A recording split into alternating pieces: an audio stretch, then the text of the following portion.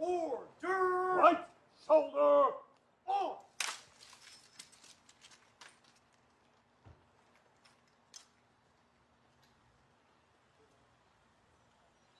Ceremonial at ease.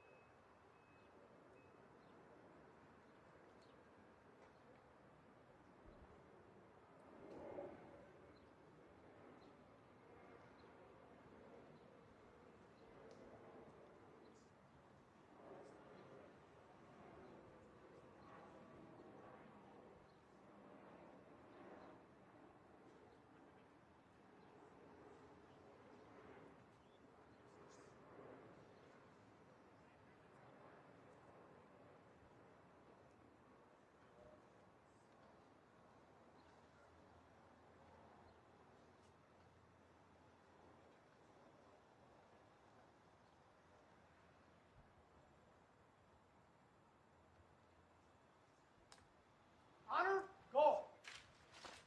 Attention.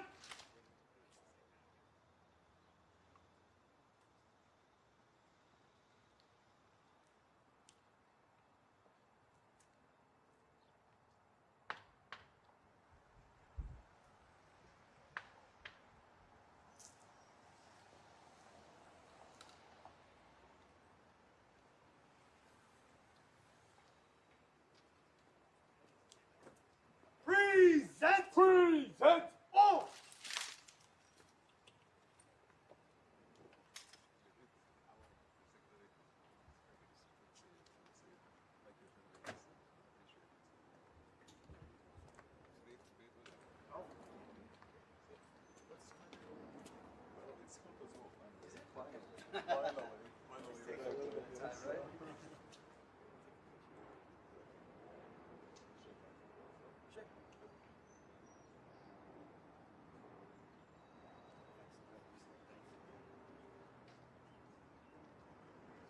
Order. right shoulder On. Ceremonial at ease.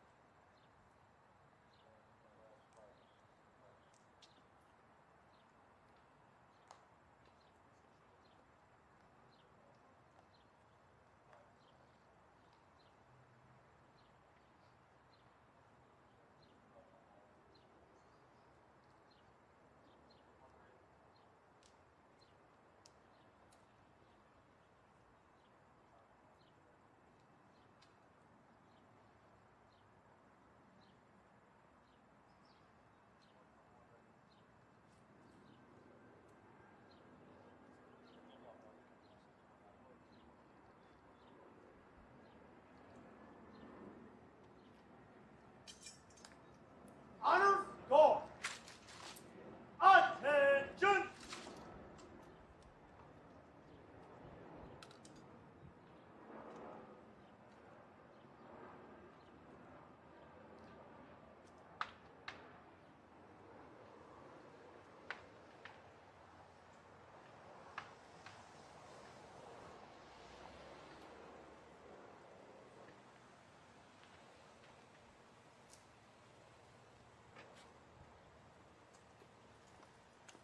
Present. present On.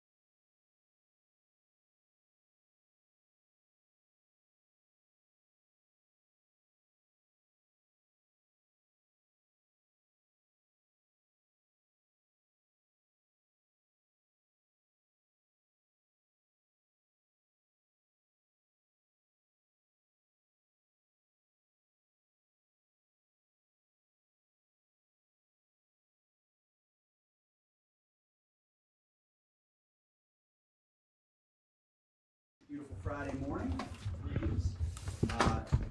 To Minister Pevker, Minister Sprutes, and Minister Shakalianye, thank you all for being here. It's wonderful to have you, hosting you here at the Pentagon. First of all, I want to thank all of you for your support, ongoing support for U.S. troops in so many different ways, and especially recently to Lithuania on that recovery mission of our service members this spring. The respect that you and your country, that all of your countries show to our troops is incredible, and so we thank you for that.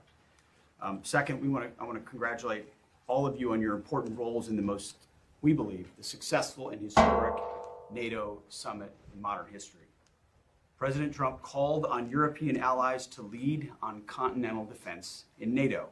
The commitment by allies to 5% defense spending will make NATO stronger and more sustainable, more lethal on capabilities, and it starts with allies spending more on defense. And our Baltic allies have long blazed the trail here. This is not new for all of you, and you led the charge on other countries in NATO stepping up. President Trump has been clear the United States remains fully committed to NATO. And together we're achieving peace through strength in Europe by setting the conditions for a negotiated lasting peace in Ukraine, establishing sustainable deterrence, and increasing allied capabilities and interoperability. We also recognize that the United States has a lot of obligations around the world, including defending our homeland and deterring war in the Indo-Pacific. So this is why European leadership in your own conventional defense on the continent is more important than ever.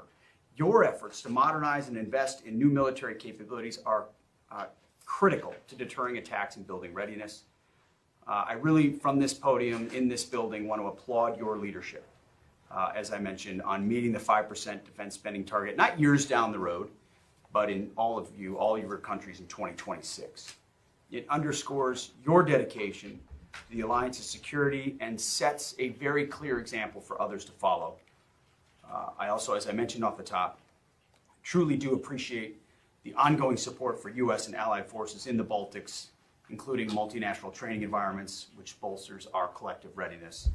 I'm also glad that our deployed HIMARS have been able to help with your troops on training ahead of receiving your own HIMARS equipment.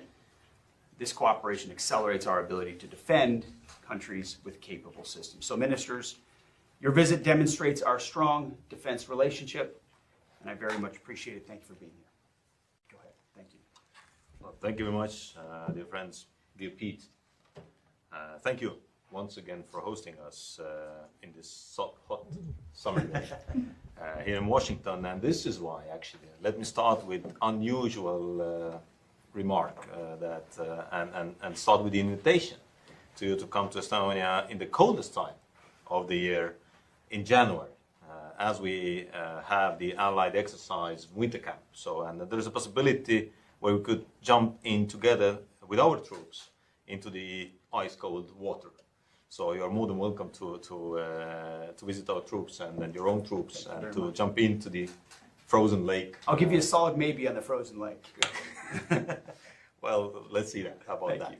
But anyway, our meeting today is a testimony to the strong and trusted partnership between the Baltic states and the United States.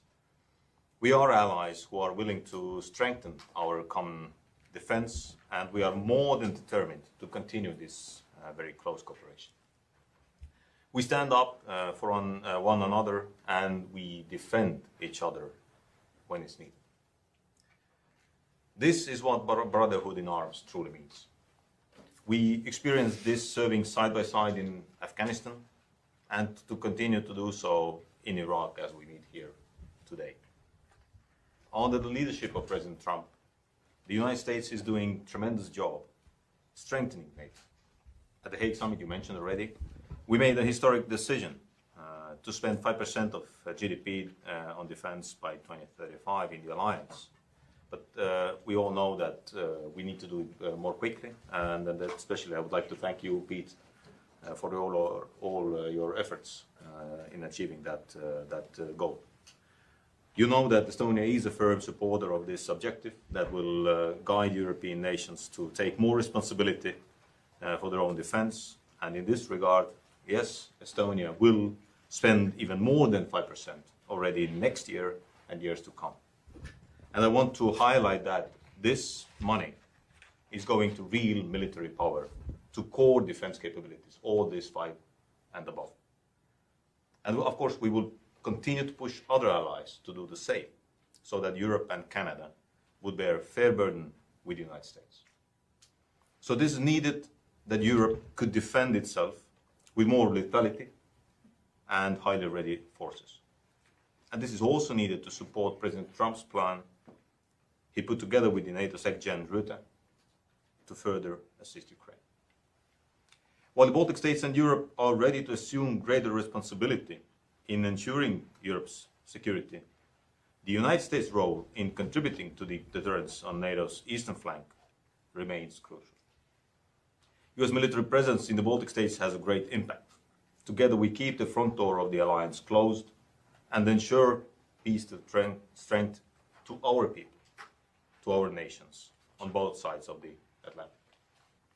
So we are really extremely grateful for this and look forward to continue the excellent military cooperation between our nations. Pete, thank you very much once again for hosting us. Thank you. Thank you. Dear Secretary, dear Pete, colleagues, distinguished media representatives, first of all, let me thank for warm welcome to Washington, D.C., to Defense Department. We highly appreciate it that all 3 Baltic countries can come together and we can discuss important issues for all of us, for Alliance and, of course, for security of member states of the Alliance. And let me thank as well your commitment, your leadership, advocating the more investment in defense and also promoting the whole idea. And it's not just about ideas, it's about practical steps to make NATO as an alliance stronger, more efficient, and as you have mentioned, more lethal. So in these challenging times, it is important that we are becoming much more efficient and lethal. And of course, under the leadership of United States, strong leadership and strong encouragement, we have had a very successful NATO summit in The Hague, where we made more lethal mindset and also the concrete steps towards the capabilities, which absolutely are crucial. United States play important role in keeping solidarity, the Article 5 of Washington Treaty, the one for all for one. And of course also the clear threat assessment is important, that Russia is a long-term threat. We should support Ukraine, but we fully realize it's not just about Europe, it's also about Indo-Pacific, it's about wider global stability where we absolutely are allies and partners to make a global stability and security for our people. And of course, it's also about Europeans stepping up. It's about fair burden sharing, which is crucial. And concrete steps, 5%, are absolutely instrumental, once more under the leadership of presidential administration, under the United States, leadership of United States. We have made this very concrete, very practical, very important step. Latvia takes defense expenditure very serious. We are investing. Also next year, it will be 5% for defense and defense-related issues. We are investing in our armed forces, in our capabilities, starting from air defense to also the new technologies. We are building together with 3 Baltic countries and Poland, Baltic defense line, and we see also here United States can assist and be a partner in constructing and making as efficient as necessary. Because it is not just external border of the Baltic countries, it's external border of NATO. And of course, we are also investing in military defense and also in military ranges. So here we see the potential for our cooperation. So technologies, exercises absolutely are the step practical forward. And last but not least, of course, our bilateral relationship between 3 Baltic countries and United States, they remain strategic. They remain indispensable for wider security. I think we show the role model. We are becoming a role model in the sense how to invest, how to take defense serious. And here we can, of course, do together exercises in our military ranges, We can, of course, also do it in new technologies, for instance, in drone technologies, which are coming. So we absolutely must invest. We see United States are doing a lot in this regard, and we are also doing a lot in this regard. And of course, we can do together a lot of things also in military defense industry with regard to new technologies, but not only. So that's why we remain strategic partners. We conceive the strategic partnership indispensable for us. We highly value this partnership. We are absolutely looking forward how to expand and deepen this partnership between our nations. Thank you so much. Thank you. So, dear Secretary, dear Pete, thank you for hosting us in Washington. We really appreciate that. And as you know, and as we've spoken before, you know that every single one of United States troops is one of our own in Lithuania, and we do deeply care about them. We do deeply care about our friendship, and we consider them family. Lithuania has participated in 8 missions with the United States in difficult points in the world, and we are going to continue. And of course, we fully embrace your vision regarding lethality, warfighting, and readiness of our forces. We feel that this really needs to be taken care of immediately. And along with our Baltic partners, we are leading by example. So it's not about the size, it's about determination.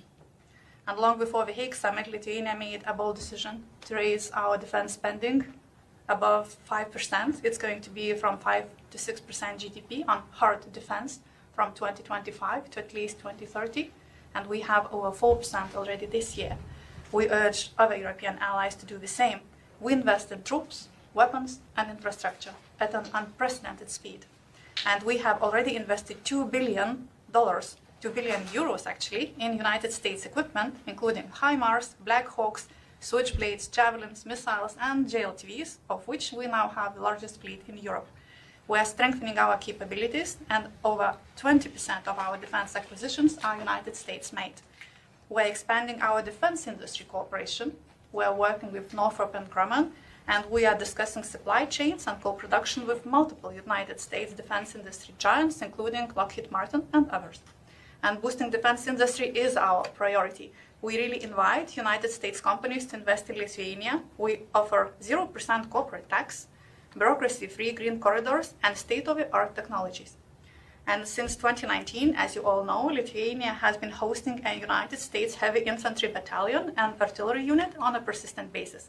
And this fall, we will open new infrastructure and training facilities for United States forces with over 200 million euros invested by Lithuania. So, dear Pete, we are really looking forward to seeing you in Lithuania for the opening ceremony on the 1st of October. Dear Pete, if I may immediately, just of course, you are also welcome to Latvia to check the icy waters, to compare the waters in 3 Baltic countries. So, very good. And just to finalize, so our support for Ukraine is steadfast, totaling in 1 billion euros already. And we will continue allocating at least 0.3% GDP to meet its needs. And we commend your efforts to stop the war in Ukraine, especially President Trump's decision to send United States arms to Ukraine, fully funded by NATO allies. Lithuania is ready to contribute to buying Patriots for Ukraine produced by United States. And also, as the last comment, as the only NATO defense minister sanctioned by China, I really do understand what is at stake. And United States leadership remains vital to transatlantic security, to global security. So we really stand ready to work with you, shoulder to shoulder, always. Thank you. Thank you all for your friendship, for your strength, for your leadership, and for your example, and for now your invitation as well. Truly, it is being in the NATO format, watching the way the Baltic states lead by example, and remind the entire alliance of its responsibilities on readiness, lethality, interoperability, on exercises is really important. So it's an honor to have you here at the Pentagon. Thank you, and maybe we'll take a picture. How about that? Let's see it.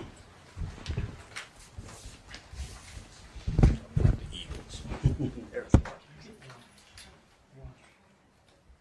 Right here.